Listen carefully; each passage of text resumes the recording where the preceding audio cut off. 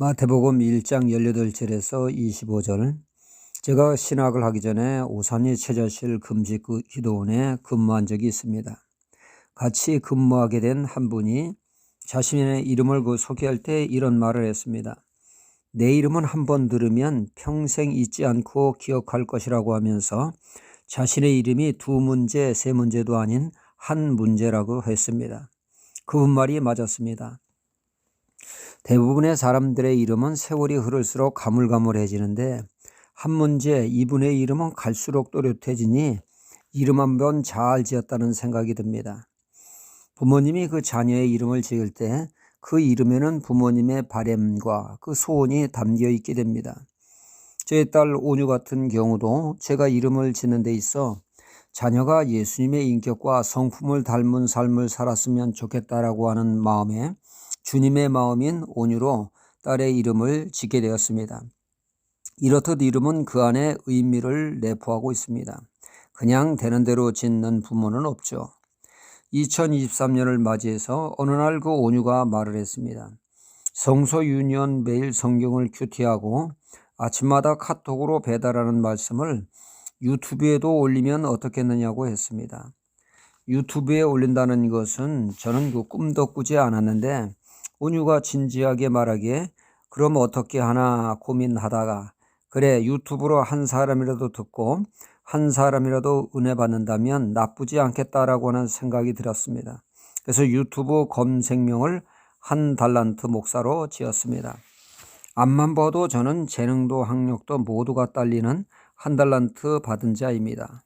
하지만 성경에 나오는 그 한 달란트 받은 자처럼 땅에 적으나마 그 재능도 묻어둘 수는 없다는 마음으로 누군가에게 도움이 되었으면 하는 마음으로 이름을 줄지 한 달란트 목사로 짓게 되었습니다.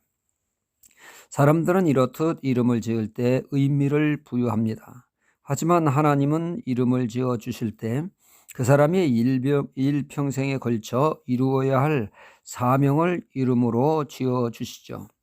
아브라함이 하나님과 상관없을 때 그의 이름은 아브람에서 하나님의 부름을 받았을 때 창세기 17장에 그의 이름을 아브라함으로 새로운 이름을 지어주셨습니다. 아브라함의 뜻은 열국의 아버지란 뜻으로 1차적인 뜻은 여러 나라의 아버지가 된다는 것이죠. 아닌 게 아니라 아브라함은 유대교의 그리고 또 이슬람의 기독교의 아버지로 열국의 아버지가 됩니다. 또 이는 영적으로 믿는 모든 자들의 믿음의 조상이 됨을 말씀하고 있습니다. 모든 믿는 자들은 아브라함의 후손이 된다는 것이죠. 오늘 말씀 1장 21절에 예수님의 이름에 대해서 말씀하고 있죠. 아들을 낳으리니 이름을 예수라. 이는 그가 자기 백성을 저희 죄에서 구원할 자이심이라 하니라 말씀하고 있죠.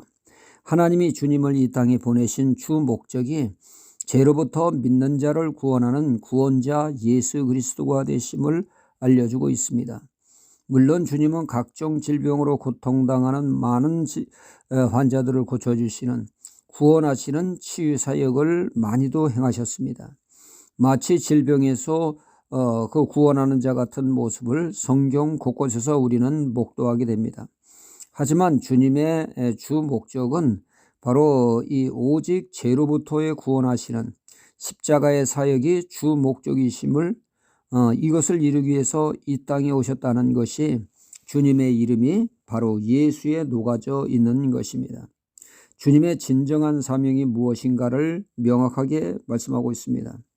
요한복음 19장 30절에 주님은 십자가상에서 다 이루었다 하셨습니다. 아버지의 뜻을 온전히 이루셨다는 뜻이요.